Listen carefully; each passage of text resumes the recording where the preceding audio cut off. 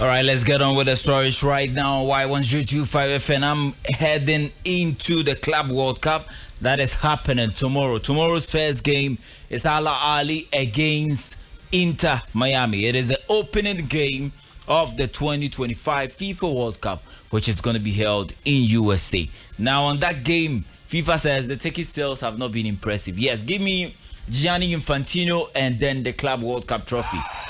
Gianni Infantino and the Club World Cup trophy. In fact, ticket sales have not been the best. At the point they were selling, they wanted to sell tickets at over $350, but it is not working. Now, tickets are being sold at $40, and that's not impressive for FIFA. They are worried about that, even though the competition that starts tomorrow. Yes, we will see how the two teams do play. That is Inter Miami and then Al Ahly. Most Africans will be rooting for Al Ahly, except those who support Lionel Messi and will want to see Inter Miami start the competition well. So I don't know which part you will be, but for me, I'll be thinking about support for an African team, that is Al Ahly. Well, the other games that are going to be played tomorrow, that is not that are going to be played this weekend. That's not the only game coming on now. On Sunday, we will have Bayern Munich against Auckland City, and then we will witness PSG against Atletico Madrid, as well as Palmeiras in action against FC Porto, and then Botafogo will also lock horns with Seattle Sounders. Now, on Monday, we will have Chelsea against Lyon, and then we will move on from that to Boca Juniors against SL Benfica, and then you continue to the other matches. So, for today, tomorrow we will witness Al Ahly against Miami, and then tomorrow the big one is PSG against Atletico de Madrid. Well, away from that into other stories. We are moving from the FIFA Club World Cup into other matters, and I'm heading straight into the camp of none other but Barcelona. Yes, that's where I want to start today's stories from. Barcelona in the news. They have been mentioned because of this recent stories emanating from the club. Now, Barcelona all want to see some cash.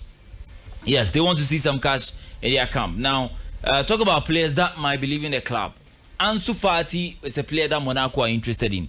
Now, Monaco, Barca were waiting for AS Monaco to pay a sum so that they can sign Ansu Fati. In fact, they rather brought a loan deal.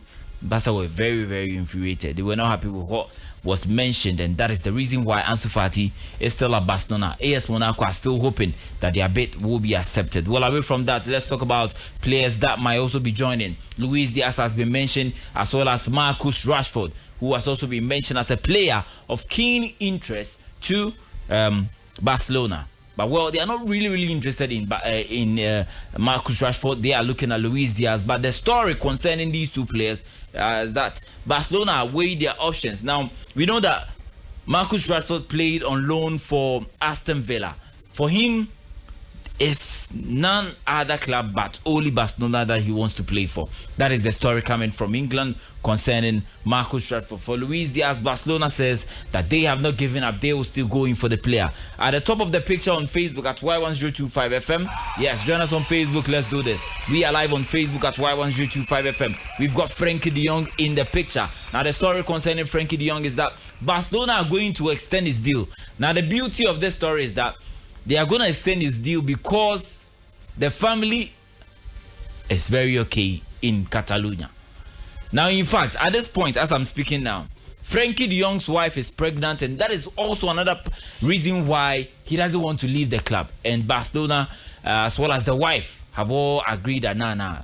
So wife in there, also senior man Tirana, Obabona fi, wife it's me Barcelona krumwa. So Frankie de Jong's wife is pregnant, and then it is going to initiate another contract extension for the player. Well, still with Barcelona, Mundo Deportivo have made a story this morning, and at the front paper they wrote Operación Calla, which means Operation Cash. Omobe cash out, Papa. Barcelona Sikaba. Now, let's get into the action. I'm starting with Jean-Claire Todibo. Now, on Jean-Claire Todibo, he has joined Aston Villa. Barcelona will cash out on that deal. They are also waiting for Ansu Fati, and they know that they will also cash out on that deal as well. Now, they will move on from that to Francesco Trincao, if you remember that player, he used to play for Barcelona, went to Sporting CP, and now it is what it is. The stories will keep coming from all angles. Francesco Trincao, if he's being sold, Barcelona has a sell-on clause, and they will also cash out as well. Now, the last one is Pablo Torre. He's also another player that Barcelona feel that they will be cashing out on. So they will do everything possible to get something from these players. Now, let's move away from that into other stories. There's a picture of Ousmane Dembele and then Lamine Yamal. The story from this Spain circles is that it is concerning the Ballon d'Or. Who's going to win the Ballon d'Or? Is it Lamine Yamal or is Ousmane Dembele?